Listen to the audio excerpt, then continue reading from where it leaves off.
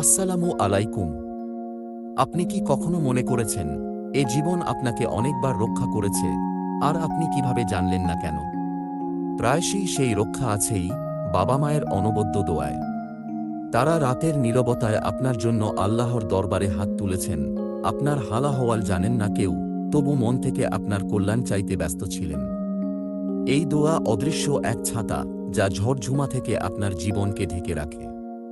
কারো জন্য দোয়া করা সহজ মনে হয় না, কিন্তু বাবা মায়ের ত্যাগ, চোখের আর্দ্রতা, অশ্রুসিক্ত দোয়া, এগুলোই আপনার সাফল্যের উৎস।